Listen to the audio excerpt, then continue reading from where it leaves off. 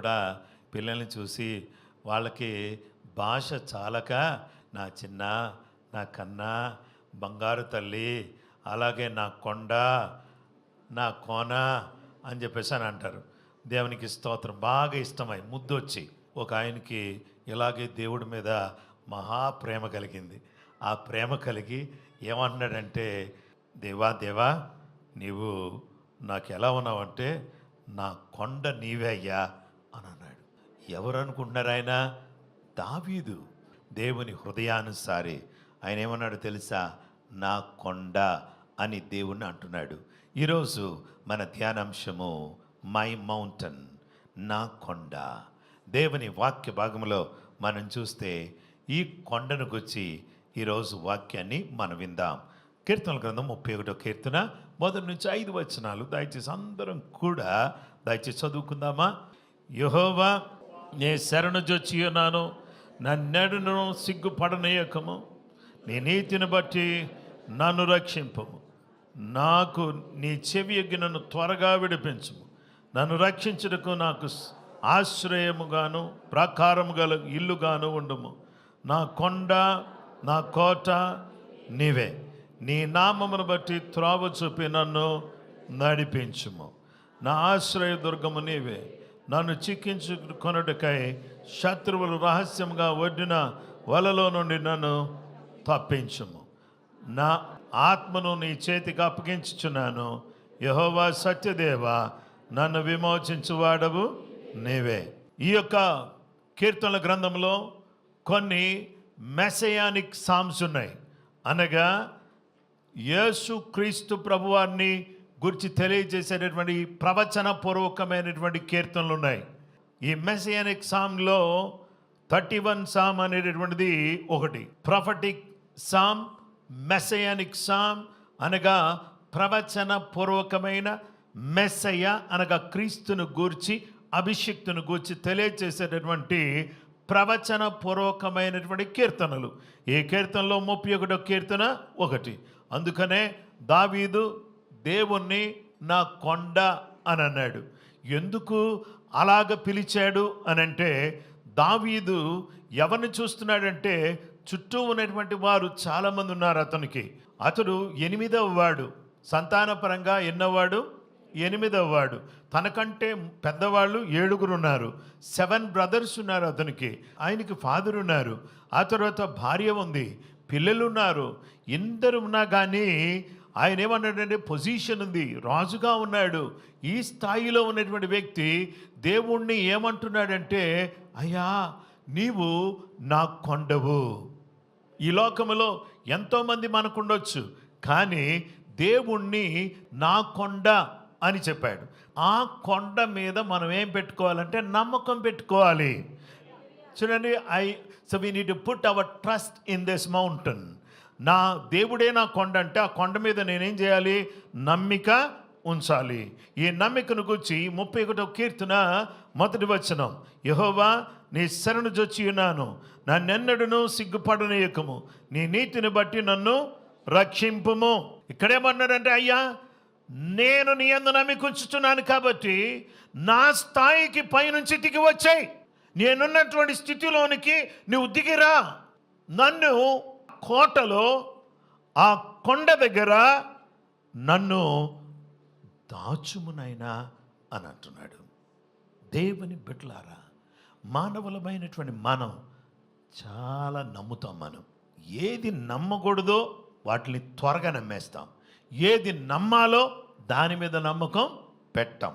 మనము రాజులను నమ్ముకుంటాం, కానీ రాజులు ఎప్పుడూ కూడా సింహాసనం మీద ఉండరు. ఒక రాజు తర్వాత ఇంకొక రాజు వచ్చేస్తాడు. యోసేపును ఎరగనటువంటి మరొక రాజు ఐగుప్తు దేశానికి వచ్చాడు. యోసేపును ఎరిగిన రాజు ఉన్నప్పుడు ఇశ్రాయేలు ప్రజలు కూడా రాజాలాగా ఉన్నారు. ఎప్పుడైతే ఎరగని రాజు వచ్చాడో ఇశ్రాయేలు ప్రజలు బానిసలయ్యారు. రాజులను నమ్ముకొనుట కంటే యెహోవాను ఆశ్రయించుట మేలు. రాజుల చేతనను నరుల చేతనను రక్షణ కలగదు. వారిని నమ్ముకొనకుడి. ఎవరైనా సరే, ప్రభు చెప్తున్నాడు, నరులను ఆశ్రయించి శరీరను తనకు ఆధారం చేసుకుని తన హృదయమును యెహోవా మీద తొలగించుకొని ఇక వీళ్ళే నా సర్వస్వం అని అంటే, దేవుడి మీద నుంచి మనసు తొలగించుకుని మనుషుల మీద పెడితే నీ మనసు శాపగ్రస్తులు అవుతారు. కాబట్టి అందుకనే దేవుని మీద మనసు పెట్టుకోవాలి, మనుషుల మీద మనసు పెట్టకూడదు. దేవుని బిడ్డలారా, దేవుడు నాకు ఎలా ఉన్నాడంటే కొండగా నన్ను దాచేటటువంటి వాడిగా ఉన్నాడు. చూడండి, ఇక్కడ ఈ యొక్క పిక్చర్ మీరు చూస్తే దీంట్లో ఎలాంటి ప్రమాదకరమైన పరిస్థితులు వచ్చినా దీంట్లో దేవుడు ఏం చేస్తున్నాడంటే చక్కగా మన దాచి ఉంచుతున్నాడు. నమ్మిన వారు భద్రంగా ఉంటారు, నమ్మిన వారు క్షేమంగా ఉంటారు. నీవు నా కొండ, నేను నిన్ను నమ్ముకున్నా. నీవు నా కొండ, నీవు నాకు అండగా ఉండాలంటే నేను ప్రార్థన చేస్తున్నా. ఏంటండి, నీవు నా కొండ, అందుకనే నేను నిన్ను నమ్ముకున్నా. నీవు నాకు కొండగా ఉన్నావు కాబట్టి నీవు నాకు అండగా ఉండాలంటే నేను ఇప్పుడేం చేస్తున్నానంటే ప్రార్థన. 31వ కీర్తన 2-4 వరకు చూస్తే, నాకు నీ చెవి యొగ్గి నన్ను త్వరగా విడిపించుము, నన్ను రక్షించుటకు నాకు ఆశ్రయ శైలముగా ప్రాకారము గల ఇల్లుగా ఉండుము. నా కొండ, నా కోట నీవే, నీ నామమును బట్టి త్రోవ చూపి నన్ను నడిపించుము. నా ఆశ్రయదుర్గము నీవే, చిక్కించుకొనుటకై శత్రువు రహస్యముగా వడ్డిన వలలో నుండి నన్ను తప్పించుము. ఇక్కడ కీర్తనకారుడు అంటున్నాడు, అయ్యా నన్ను ఏం చేస్తావంటే డెలివర్ మీ స్పీడీలీ, నన్ను త్వరగా విడిపించు. దేవా, పాపము చేయు వారి చేతిలో నుండి నన్ను తప్పించు, రక్తపరాధుల చేతిలో నుంచి నన్ను రక్షించు. దేవుని బిడ్డలారా, deliver me speedily, lead me and guide me, నీవు నన్ను నడిపించు, నా త్రోవ చూపి. 31వ కీర్తన 3వ వచనం, నా కొండ, నా కోట నీవే, నీ నామమును బట్టి త్రోవ చూపి నన్ను నడిపించుము. దేవునికి స్తోత్రం. నా ప్రాణమునకు ఆయన సేద తెచ్చుచున్నాడు, తన నామమును బట్టి నీతి మార్గములలో నన్ను నడిపించుచున్నాడు. దేవుని బిడ్డలమైనటువంటి మనము ఆయన మనల్ని నడిపించే దేవుడుగా ఉన్నాడు. నా ఆశ్రయదుర్గము నీవే, నన్ను చిక్కించుకొనుటకై శత్రువులు రహస్యంగా ఒడ్డిన వలలో నుంచి నన్ను తప్పించయ్యా, నన్ను తప్పించయ్యా అని అంటున్నాడు. నీ యందు భయభక్తులు గల వారి నిమిత్తము నీవు దాచించిన మేలు ఎంతో గొప్పది. నరులు ఎదుట నిన్ను ఆశ్రయించు వారి నిమిత్తం సిద్ధపరిచిన మేలు ఎంతో ఎంతో ఎంతో గొప్పది. ఎంత గొప్పది అంటే అద్భుతకరమైంది, ఆశ్చర్యకరమైంది. అందును బట్టి దేవునికే స్తుతి, ఘనత, మహిమ, ప్రభావాలు కలుగును కాక. ప్రైజ్ ది లార్డ్, హల్లెలూయా. ఆ కొండ ఎంత సహాయం చేయగలదో అంత ఎరిగి నన్ను తప్పించు, నన్ను విడిపించు, నాకు సహాయం చేయి అని దేవుని దగ్గర ప్రార్థన చేశాడు. ప్రార్థన చేసినటువంటి వ్యక్తి ఏమనుకుంటున్నాడంటే, ఈ ప్రార్థన చేస్తూ ఉంటే నేను నమ్మితే ఇలా ఉంది కాబట్టి నాకేమనిపిస్తుందంటే, దేవా నా కొండ నీవే కాబట్టి నీ దగ్గరే ఉండిపోవాలనిపిస్తుంది నాయన. I want to be in your presence, నీ సన్నిధిలో ఉండాలని నాకు అనిపిస్తుంది ప్రభువా అని అన్నాడు. దేవుని బిడ్డలారా, ప్రజెన్స్, సన్నిధి, ఈ విషయాన్ని మనం చూస్తే దేవుని బిడ్డలారా, 31వ కీర్తన 20వ వచనం, మనుషుల కపటోపాయములు వారిని అంటకుండా నీ సన్నిధి చాటున వారిని దాచుచున్నావు. కలహము మాన్పి వారిని గుడారములో దాచుచున్నావు. దేవుడు ఏం చేస్తున్నాడంటే తన సన్నిధిలో తన బిడ్డలను దాచుకుంటున్నాడు. ఆమేన్. ఎక్కడ దాస్తున్నాడంటే 2 స్థలాల్లో, ఒకటి సన్నిధిలో దాస్తున్నాడు, రెండవది పర్ణశాలలో దాస్తున్నాడు. ఈ 2 విషయాలు మీకు చూపించాలని అనుకుంటున్నాను. కోడి తన పిల్లలను తన రెక్కల చాటున ఎలా దాచిందో ఈ పిక్చర్ చూస్తే మీకు అర్థమవుతుంది. మీకు కోడి తెలియదని కాదు, ఒకసారి చూడండి దయచేసి. So look at the picture. చూడండి, ఈ కోడి ఏం చేసిందంటే తన పిల్లలను తన రెక్కల చాటున, ఒక్క పిల్లన బయట ఉందేమో చూడండి, అన్ని లోపల ఉన్నాయి, చాలా ఉన్నాయి, అన్ని లోపల ఉన్నాయి. అలాగే దేవుడు కూడా నా పిల్లలందరూ కూడా నా సన్నిధిలో ఉంటే నా రెక్కల కింద ఉండాలని దేవుడు కోరుకుంటున్నాడు. ఈరోజు ఆదివారం నాకు పని ఉంది, ఫంక్షన్ ఉంది, అందుకే నేను రాను అని అంటే దేవుడు ఏమనుకుంటాడంటే, అయ్యయ్యో, నా రెక్కల కింద నుంచి వెళ్ళిపోతున్నాయి ఈ పిల్లలు, వీటికి ఏమైనా అయిపోద్దేమోనని దేవుడు బాధపడుతున్నాడు. కానీ రండి రండి అని పిలుస్తున్నాడు, కానీ కొంతమంది పనుంది అని పోతున్నారు. అయితే ఆ వెళ్ళిపోతున్నటువంటి వారిని చూసి రండి అని పిలుస్తున్నాడు. రండి అని పిలిచినా కానీ కొంతమంది ఏం చేయట్లేదంటే రాకుండానే వెళ్ళిపోతున్నారండి, సన్నిధిలో గడపకుండానే వెళ్ళిపోతున్నారండి. అలాగూ ఒంటరిగా దొరికితే ఇదిగో ఎవరు ఎదురు చూస్తున్నారో తెలుసా? ఈగిల్ ఉంది చూసారా, గద్ద ఉంది చూసారా, ఎలా చూస్తుందంటే ఈ ఈగిల్ యొక్క ఐస్ ఎలాంటి అంటే ఎంత దూరంలో తనకు కావలసిన ఆహారం ఉన్నా సరే ఎంత ఎత్తులో నుంచైనా చూడగలదు. చాలా మైన్యూట్, చాలా చిన్న దాన్ని కూడా, ఆ చిన్న ఇన్సెక్ట్ని కూడా క్లియర్గా చూడగలదు. ఎన్నో కిలోమీటర్ల నుంచి అలా చూడగలదు. మనం కొంత దూరమే చూడగలం, మన చూపు కొంతవరకే ఉంటుంది. కానీ గద్ద చూపు మామూలు చూపు కాదు. అది చూసిందంటే తప్పకుండా అది పట్టుకోవడానికి చూస్తూ ఉంటుంది. దేవుని బిడ్డలారా, ఇక్కడ గద్ద దగ్గరకు రానే వచ్చింది. ఈ కోడి ఏంటో, ఈ పిల్లలేంటో, అసలు వీటి తీరేంటో, అసలు వాళ్ళకి భయమే లేదు. చూసారా ఒకసారి ఈ పిక్చర్ చూడండి. ఈ కోడి ఏంటో, ఈ గద్ద దగ్గరికి వచ్చినా కానీ దానికి ఏమైనా భయం ఏమన్నా అని అనిపిస్తుందో చూడండి. భయం ఉందా? ఆ పిల్లలకి ఏమైనా భయం ఉందా? ఎత్తుకుపోవడం ఈజీయా కాదా? ప్రజెంట్ జనరేషన్లో అసలు ఏముందో తెలుసా? అసలు భయమే లేదు. అసలు వాళ్ళ బ్లడ్లో ఏం లేదంటే భయం లేదు. ఏం కాదు, ఏమవుతుంది అనేటటువంటి ధోరణి. దేవుని బిడ్డలారా, ఇందాక కోడికి ఏంటంటే తన రెక్కల కింద అన్నీ ఉన్నాయి. ఈ కోడేమో దానికి భయం లేదు, దానిలాగే పిల్లలకు కూడా భయం లేదు. ఎంత ప్రమాదం చోటు చేసుకుందో ఒకసారి చూడండి. 1 పేతురు 5:8 నిబ్బరమైన బుద్ధి గలవారై మలుకుగా ఉండుడి. మీ విరోధి అయిన అపవాది గర్జించు సింహం వలె ఎవరిని మృంగుదనని వెదుకుచు తిరుగుతూ ఉన్నాడు. ఎవరిని మృంగాల, ఎవరిని మింగేసేయాలి అని చూస్తున్నాడు. అయితే ఆపత్కాలమున దేవుడు ఆయన తన పన్నశాలలో నన్ను దాచును, తన గుడారపు మాటున నన్ను దాచును, ఆశ్రయ దుర్గమ మీద నన్ను ఎక్కించును. 27వ కీర్తన 5వ వచనం నేను చదివాను. దేవుని బిడ్డలారా, for in the time of trouble he shall hide me in his pavilion and the secret place of his tabernacle. He shall hide me, he shall set me high upon a rock. దేవుని వాక్య భాగంలో మనం చూస్తే ఆపత్కాలములో తన పర్ణశాలలో నన్ను దాచేవాడు. పర్ణశాల, దయచేసి look at the picture. దేవుని బిడ్డలారా, ఈ పర్ణశాలను చూస్తే టెబర్నేకల్ సన్నిధి చూసాం. ఈ పర్ణశాల ప్రత్యక్ష గుడారం. దీంట్లో మనకేం కనబడుతుందంటే చూడండి, బలిపీఠము. 2 మనుషులు అక్కడ నిలబడి ఉన్నటువంటి ప్లేస్ ఏంటంటే గంగాళము. లోపలికి వెళ్ళిన తర్వాత ఒకవైపున మధ్యలో దీపస్తంభం, అలాగే ధూపవేదిక, సముఖపు రొట్టెలు బల్ల. అన్ని కూడా కొంచెం గుర్తుపెట్టుకోవడానికి ప్రయత్నం. లోపలేముంది అనేటటువంటి చెప్తున్నాను.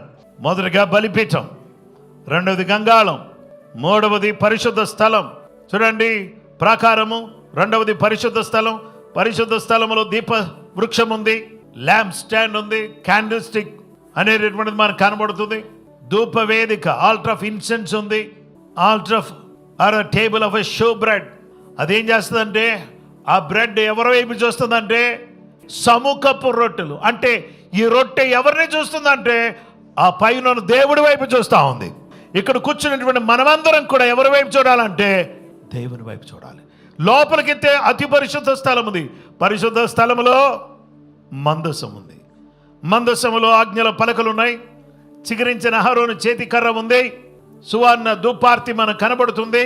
అక్కడ చిగురించిన అహరోను చేతి కర్ర, ఆజ్ఞల పలకలు, మన్నాగల బంగారు పాత్ర, ఇవి కనబడుతున్నాయి. పైన కెరూబులు కనబడుతున్నాయి. మధ్యలో కరుణాపీఠం కనిపిస్తుంది. ఆ కరుణగల దేవుడు తన పర్ణశాలలో దాస్తా ఉన్నాడు. ఇప్పుడు నా దేవుడు నాకు కొండగా ఉన్నాడు కాబట్టి ఆ దేవుడు కాపాడువాడుగా ఉన్నాడు. యెహోవా భక్తులారా, మీరందరూ ఆయనను ప్రేమించిన యెహోవా విశ్వాసులను గర్వంగా ప్రవర్తించు వారికి ఆయన గొప్ప ప్రతీకారము చేయును. యెహోవా విశ్వాసులను, కాబట్టి the Lord protects those who are loyal to him. ఎవరైతే యథార్థంగా ఉంటారో, ఎవరైతే నమ్మకంగా ఉంటారో, ఎవరైతే నమ్మకత్వాన్ని కలిగి ఉంటారో అలాంటి వారిని దేవుడు కాపాడుతాడు. దేవునికి మహిమ, ఘనత, ప్రభావాలు కలుగును గాక. దేవుడు అద్భుతంగా దేవుడు కాపాడుకుంటూ వచ్చాడు. దేవునికి స్తోత్రం. ఇశ్రాయేలును కాపాడువాడు కునికెడు, నిద్రపోడు. పరిశుద్ధ గ్రంథం చెప్తుంది, దావీదు అంటున్నాడు, ఈ దేవుడు నాకు ఎలా కనబడుతున్నాడంటే, ఆయన నాకు ఎంత ఇష్టంగా కనిపిస్తున్నాడంటే, నాకు కొండలా కనిపిస్తున్నాడు, నాకు అండగా ఆయనే ఉన్నాడు.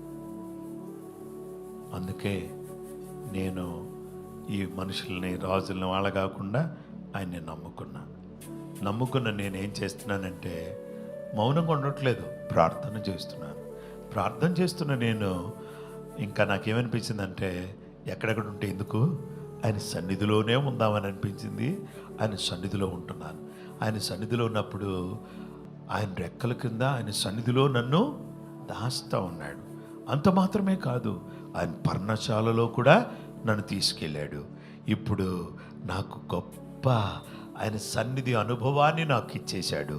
ఇప్పుడు ఆ జీవము గల దేవుడు నాకు ఎలా ఉన్నాడంటే, నన్ను ఎన్నటెన్నటికీ కూడా కాపాడే దేవుడుగా ఆయన ఉన్నాడు. కృపామయుడా,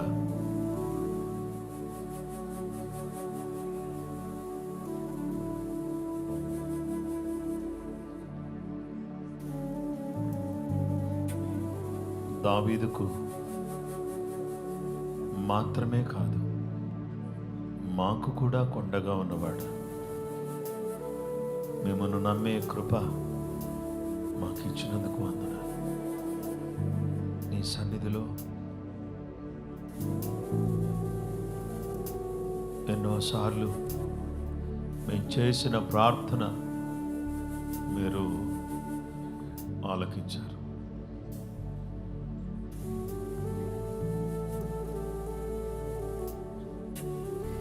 మా ప్రార్థనకు లెక్కలేనన్నిసార్లు జవాబులు ఇచ్చారు. మమ్మలను నీ సన్నిధిలోకి తీసుకొచ్చారు. నీ సన్నిధిలో ఉన్న ఆ భద్రతను, కాపుదలను మాకిచ్చారు. మమ్మల్ని కాపాడుతున్నారు. యేసయ్యా,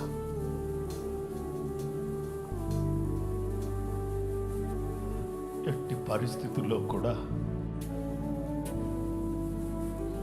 నీకు దూరం కాకుండా ప్రతినిత్యము నిన్ను హత్తుకొని నిన్ను వెంబడించటానికి మాకు కృప కలుగు చేయమని ప్రార్థన చేస్తున్నాను. అశాశ్వతమైన ఈ లోకంలో శాశ్వతుడు నీవే, మా కొండ నీవే, మా అండ నీవే, మా బండ నీవే, మా సమస్తము నీవే నాయన.